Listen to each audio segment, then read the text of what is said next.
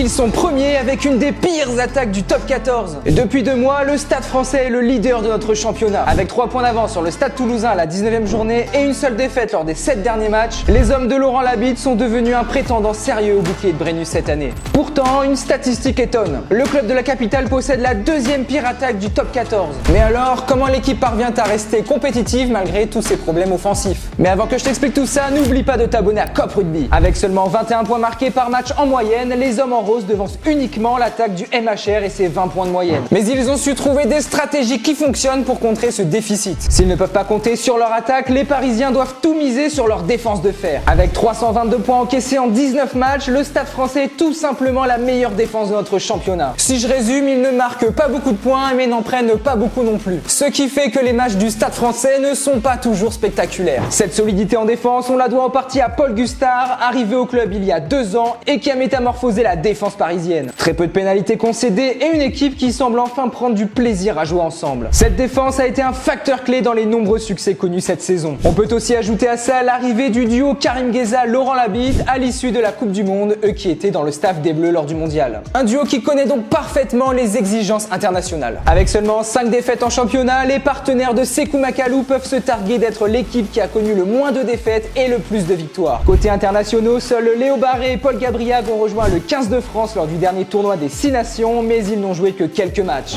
Le staff français peut donc compter sur un effectif souvent au complet qui a l'habitude d'évoluer ensemble, comme l'a rappelé l'entraîneur Karim Ghezal avant le match contre le Loup. D'ailleurs, contre Lyon, les Parisiens ont pu bénéficier de leur profondeur de banc qui a su faire la différence en seconde période. En plus, les hommes de la capitale ont un calendrier très allégé jusqu'à la fin de la saison. Leur élimination en phase de poule de Champions Cup va leur permettre de souffler à de nombreuses reprises jusqu'au mois de juin. Ils vont disputer seulement 8 matchs en 2 mois et demi. Un avantage pour eux quand on sait que la plupart des équipes du top 14 sont encore en lice sur la scène européenne. Malgré tout, il va falloir bien gérer ce calendrier à trous qui se profile. Un exercice pas toujours facile à appréhender pour les joueurs et le staff qui vont devoir chambouler leur programme d'entraînement. S'ils parviennent à se qualifier pour les phases finales du championnat, il faudra assumer ce statut face à des équipes qui seront beaucoup plus joueuses. D'autant que les Parisiens n'ont plus remporté de match à élimination directe en top 14 depuis 7 ans. Alors, le Stade Français arrivera-t-il à remporter le bouclier de Brennus qu'il n'a plus gagné depuis 9 ans? Dis-nous maintenant à quelle place tu vois le Stade Français terminer sa saison. Et si cette vidéo t'a plu, n'oublie pas de t'abonner à Cop Rugby.